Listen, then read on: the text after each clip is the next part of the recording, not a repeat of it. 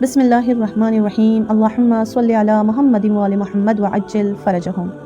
शुरू करती हूँ अल्लाह के नाम से जो बड़ा मेहरबान और नहायत ही रहम करने वाला है। तमाम दुरूद व सलाम हो मोहम्मद और आलि मोहम्मद की ज़ात गिरामी पर। अस्सलामु अलैकुम नाज़रीन, कैसे हैं आप सब लोग? उम्मीद करती हूँ कि आप सब लोग अल्हम्दुलिल्लाह व खैर आफ़ियत होंगे। परवरदिगार की बारगाह में आप तमाम लोगों की सेहत व सलामती और खैर आफ़ियत की दुआ गो हूँ। माह रमज़ानुल मुबारक के 8वें दिन की दुआ। बिस्मिल्लाहिर्रहमानिर्रहीम अल्लाहुम्मा अर्ज़ुक़नी फ़ीहि रहमतल ईताम व इत्आमत तआम व इफ़शाअस सलाम व सुहबतल किराम बितौलिका या मलजअल आमिलीन। तर्जुमा, मेरे माबूद, आज के दिन मुझे यतीमों पर रहम करने और लोगों को खाना खिलाने और सबको सलाम करने और शरीफ व नजीब लोगों के साथ मुसाहिबत की तौफ़ीक़ अता फ़रमा। तेरे फ़ज़्ल व करम का वास्ता ए आरज़ूमंदों की पनाह का। तशरीह। नाज़रीन, आज की इस दुआ में सबसे पहली चीज़ जो हम खुदा की बारगाह में अपने लिए तलब कर रहे हैं वो है अल्लाहुम्मा अर्ज़ुक़नी फ़ीहि रहमतल ईताम। परवरदिगारा, मुझे आज के दिन यतीमों के साथ रहम से पेश आने की तौफ़ीक़ अता फ़रमा। नाज़रीन, इस्लाम वो मज़हब है जो यतीमों के साथ, मिस्कीनों के साथ, बेवा और बेसहारा गरीब तबके को सहारा देने, उनकी किफ़ालत करने, उनसे प्यार करने, उन्हें खाना खिलाने, उनके लिए वसाइल मुहैया करने, उनकी आसूदगी फ़राहम करने की न सिर्फ़ एक तरग़ीब दिलाता है बल्कि मुआशरे के बेकस, महरूम, नादार तबके और मुआशरे के मोहताज, बेसहारा और मासूम बच्चों की किफ़ालत के अहते हुए पेश नहीं आते। जो उनकी किफ़ालत नहीं करते, जो उन पर अपना माल खर्च नहीं करते, उनके लिए दोज़ख में इबरतनाक अज़ाब है। जिन्हें अपनी नमाज़ों की तो बड़ी फ़िक्र है मगर महरूम मोहताज बच्चों की कोई फ़िक्र नहीं, जो उनके लिए सरपरस्त नहीं बनते, जिन्हें अपनी इबादतों का तो बहुत ख़याल है मगर यतीमों का बिल्कुल ख़याल नहीं करते। ऐसे नमाजियों को कुरान में रियाकार कहा गया है, जो नमाज तो पाबंदी से पढ़ते हैं मगर नमाज की असल रूह से गाफिल हैं। सूरह फज्र में ऐसे लोगों को बखील कहा गया है कि लोगों को दोज़ख में जब फेंका जाएगा तो उनसे जन्नती सवाल करेंगे कि तुम्हें दोज़ख में क्यों डाला गया है? तो वो कहेंगे, हमें दोज़ख में इसलिए डाला गया है कि कल्ला बल्ला तुकरिमूनल यतीम, कि हम यतीमों की किफ़ालत नहीं करते थे, हम उनसे मोहब्बत से पेश नहीं आते थे। नाज़रीन, इस्लाम में यतीमों से मोहब्बत करने का इतना शदीद हुक्म है कि आप देखिए, मौलाए कायनात अमीरुल मोमिनीन अली इब्न अबी तालिब अलैहिस्सलाम ज़रबत के बाद शहादत से पहले वसीयत जब फरमाते हैं तो उन वसीयतों में से एक वसीयत थी अल्लाह अल्लाह फ़िल ऐताम। देखो, यतीमों का ख्याल रखना, कहीं ऐसा ना हो कि उनके फ़ाक़ों की नौबत आ जाए और वो तुम्हारी निगाहों के सामने बर्बाद हो जाए। मौला अली इतने यतीम नवाज़ते, इतने यतीम नवाज़ते कि आप फरमाते हैं, कोई मोमिन मर्द और औरत नहीं है जो अपना हाथ यतीमों के सर पर रख कर रहम करते हुए रखे मगर ये कि अल्लाह उसके लिए हर बाल के बदले में उसके नाम आमाल में एक नेकी का सवाब लिखता है।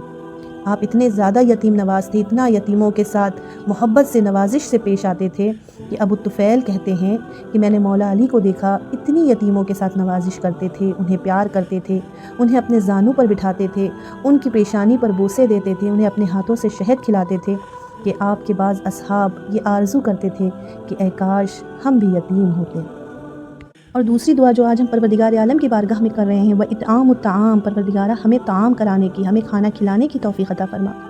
नाज़रीन, परवरदिगार आलम ने रोज़ा वाजिब करार दिया है और रोज़े के फ़लसफ़ों में एक फ़लसफ़ा ये है कि अल्लाह ने रोज़ा इसीलिए वाजिब करार दिया है ताकि हम खुद भूखे रहकर किसी गरीब की भूख का एहसास करें, क्योंकि जब तक इंसान खुद भूखा नहीं होगा उसे गरीब की भूख का एहसास नहीं होगा, और जब वो खुद भूख का एहसास करेगा तो उसके अंदर गरीब को खाना खिलाने का जज्बा भी पैदा होगा।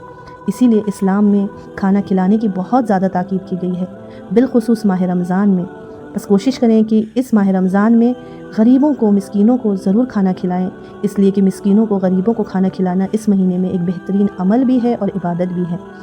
इस्लाम हमें तालीम देता है कि तुम्हारे पड़ोस में, तुम्हारे आसपास अगर कोई गरीब है, मोहताज है, तो जो भी तुम्हारे घर में पका हो उसे गरीबों और पड़ोसियों का हिस्सा निकाल कर उनके घर तक भिजवाओ, मगर इज़्ज़त और एहतराम के साथ, इसलिए कि खुदा को मोमिन की इज़्ज़त नफ्स बहुत अजीज़ है। और कोशिश करो कि उनको अपने घर दावत पर बुलाओ, उनको अपने घर इफ़्तार पर खाना खिलाओ। जबकि उसके बरखिलाफ़ नाज़रीन, आजकल हम देखते हैं कि आजकल बड़ी बड़ी इफ़्तार पार्टियाँ दी जाती हैं, पैसे की नुमाइश होती है, बड़े बड़े दस्तरखान लगाए जाते हैं, लेकिन मालदार इफ़्तारी का अगर अहतमाम करता है तो वो अपने घर में मालदार लोगों को ही बुलाता है, वो पैसे वाले लोगों को ही बुलाता है। गरीबों को बुलाना अपनी शान के ख़िलाफ़ समझता है। कोई भी पैसे वाला अपने घर किसी गरीब को इफ्तार पर दावत नहीं देता है। جبکہ اسی کے برخلاف اگر کسی پیسے والے کو اپنے یہاں افطاری پر بلانا بھول جائے تو نہ جانے کتنی دفعہ معذرت خواہی کی جاتی ہے، کتنی دفعہ عذر خواہی کی جاتی ہے، لیکن کیا کبھی کسی غریب کو نہ بلانے پر کسی نے معذرت خواہی کی ہے؟ ناظرین، بس کوشش کریں کہ اپنے گھر ضرور کسی غریب، کسی محتاج کو اپنے گھر دعوت پر ضرور بلائیں۔ اگرچہ اس کا یہ مطلب نہیں ہے کہ پھر عزیز دوستوں، رشتہ داروں کو نہ بلایا جائے، نہیں، ان کو بھی ضرور بلائیے، مگر کچھ غریبوں کو بھی ضرور دعوت دیجیے، کیونکہ اصل نیکی تو غریبوں کا پیٹ بھرنا ہے۔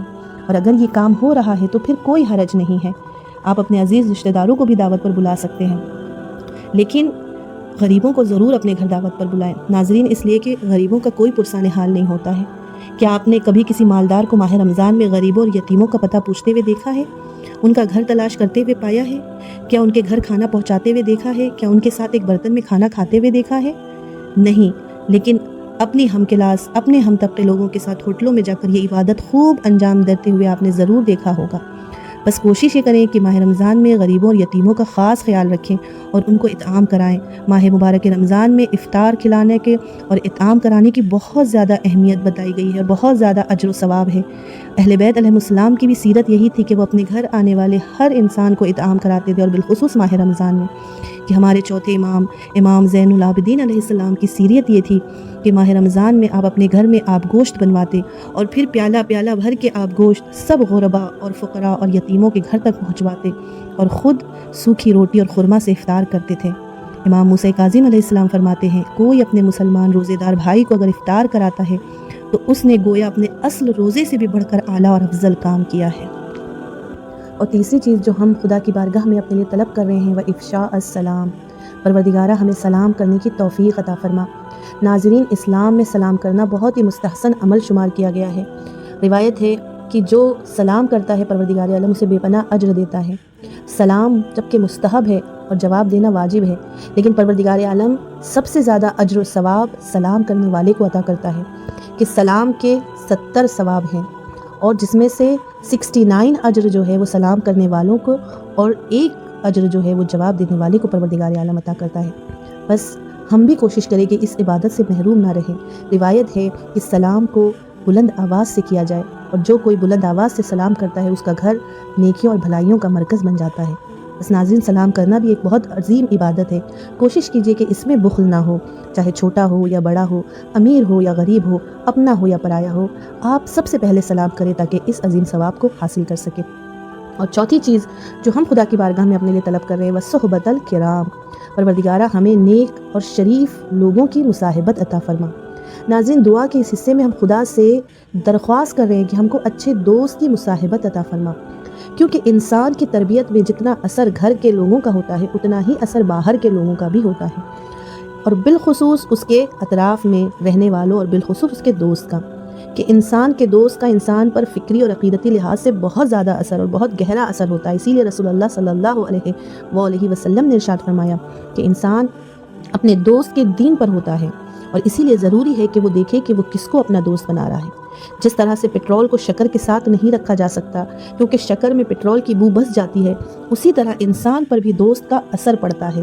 اگر اچھا دوست ہے تو اس پر اچھا اثر ہوگا، اور اگر برا دوست اختیار کیا ہے تو اس پر برا اثر پڑتا ہے۔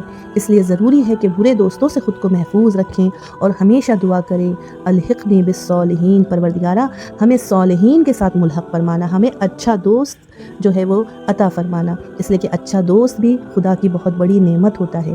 بس خدا کی بارگاہ میں یہی دعا کیجیے کہ پروردگارہ ہمیں اچھے دوست، شریف اور اچھے دوستوں کی مصاحبت عطا فرما۔ ناظرین، خدا کی بارگاہ میں آخر میں یہی دعا ہے، پروردگارہ ہم سب کی حاجتوں کو پوری فرما اور ہماری دعاؤں کو قبول فرما۔ والسلام علیکم ورحمۃ اللہ وبرکاتہ۔